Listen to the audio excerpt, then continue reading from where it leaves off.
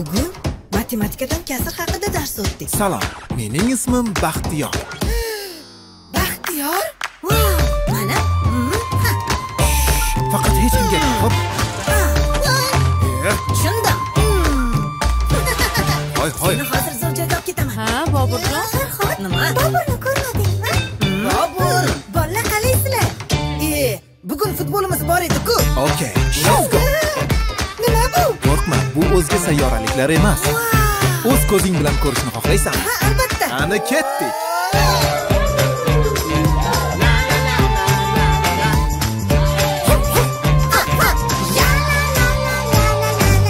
Rus tili darsidan yordaming kerak. Qalpoq qilib tashiyman. Nachili. Baxtiyor, ingliz tilini o'rgat. Okay, my friend.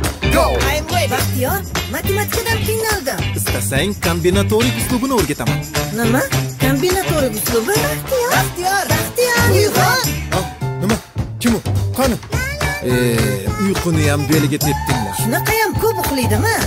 Meni professor desanglar ham bo'ladi. Bobur, kitoblardan ehtiyot bo'lib foydalan o'g'lim. Xo'p bo'ladi oyijon. Baxtiyor bizga o'rgat. Xo'sh. Endi bildim. Kerakli 5. Nima? Qani Yulduz? Qizimmisan? Bilmadik. Yo'q, bunday. Tushundim. Rahmat.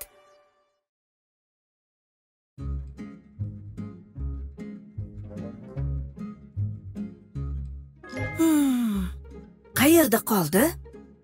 Shunday mashhur davlat ham shunaqa kichkina bo'ladimi?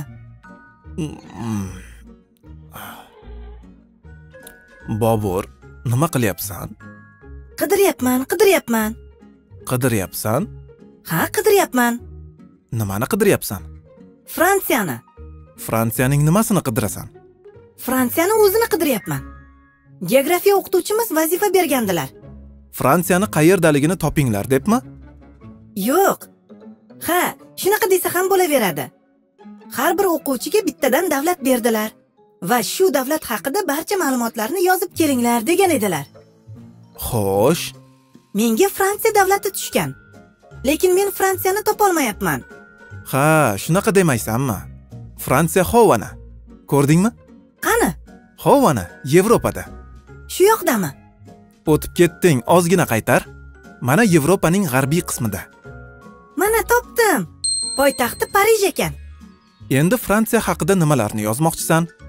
Fransiya haqida barcha ma'lumotlari, tili, poytaxti, pul birligi, madaniyati va shu kabi narsalarni. Shularni yozib qo'ysang bo'ldimi? Yo'q. Bularni shunday oddiy yozib qo'yishim kerak emas. Bu ma'lumotlarni xuddi birovga tushuntirib berayotganday yozishimiz kerak. Qanday qilib? Yaxshi tushuntirmading. Mana masalan, men Fransiya haqida barcha ma'lumotlarni bilaman. Mening oldimga bitta Fransiya haqida bilmaydigan odam keldi. Endi men unga Fransiya haqida barcha narsalarni aytib beraman. Masalan, u turist bo'lishi mumkin. Ha, tushunarli. Endi men boshqa ma'lumotlarni ham topishim kerak. Menda bitta savol bor. Qanaqa? Sen O'zbekiston haqida barcha ma'lumotlarni bilasanmi? Masalan, hozir sening oldingga birorta turist kelib, o'z mamlakating haqida aytib ber desa, gapirib bera olasanmi? Gapirib bera olaman. Aniqmi? Ha, aniq. Kel, men hozir O'zbekistonga kelgan turist bo'lib, sendan O'zbekiston haqida so'rayman. Sen esa javob berasan. Boshladik. Excuse me, sir. Can you tell me about your country? Nima? Axir aytdim-ku senga turist bo'lib gapiraman deb. Lekin sen ingliz tilida gapiraman demading-da. Iye, axir turist bo'lganidan keyin ingliz tilida gapiradi-da. O'zbekchani qayerdan bilsin? Ha, to'g'ri aytasan. Men Amerikadan kelgan turistman. Shuning uchun ingliz tilida gapiraman. Mayli, Amerikadan kelgan bo'lsang ham mayli. Ingliz tilida gapirsang ham mayli. Faqat sekinroq gapir. Maylimi? Men tushunmay qolyapman. Inglizlar shunday gapiradi-da. Axir sen ingliz emassan-ku? Mayli, savolni qaytaramiz. Can you speak about neighbor countries of Uzbekistan? Ya'ni O'zbekistonga qo'shni davlatlar haqida gapira olasanmi? qo'shni davlatlar qaysilar edi? I don't know. Okay. When is Independence Day of Uzbekistan? Independence Day? Ha, mustaqillik kunini so'rayapman. I don't know. Iye, bu qanaqasi bo'ldi? O'zingni davlating haqida bilmas ekansan-ku? Fransiya haqida o'rganaman deysan. Fransiya deysan, o'zingni davlating haqida bilmaysan. Xo'p, Fransiyani ham, geografiya fanini ham, uy vazifalaringni ham bir chetga surib turamiz. Hozir O'zbekiston haqida o'rganamiz.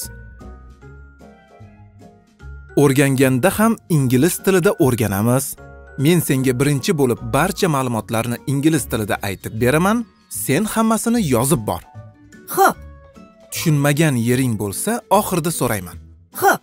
Ha mayli, senga yordam qilib har bir gapimni tarjima ham qilib ketaman. Aha. Uzbekistan, it is located in Central Asia. O'zbekiston, u Markaziy Osiyoda joylashgan. Uzbekistan's capital is Tashkent. O'zbekistonning poytaxti Toshkent. Uzbekistan gained its Independence Day on August 31, 1991. O'zbekiston 1991-yil 31-avgustda mustaqillikka erishgan. Mostly Uzbeks live in Uzbekistan. O'zbekistonda asosan o'zbeklar yashaydi. Uzbekistan has 12 regions. O'zbekistonda 12 ta viloyat bor. It is also reflected in the flag of Uzbekistan. Bu O'zbekiston bayrog'ida ham aks etgan. Also its currency is Uzbek so'm. Pul birligi so'm. Xullas asosiylari shular. Bu haqida hali yana qancha gapirish mumkin. Hammasini yozib oldingmi? Ha? Ana endi birorta turist kelib sendan O'zbekiston haqida gapirib ber deb so'rasa, bemalol gapiraverasan. Ba'zi narsalarni aytish esimdan chiqib qolgan bo'lishi mumkin. Bemalol so'rayver. Aha. Yes, sir. Ana endi Fransiya haqida o'rganaver.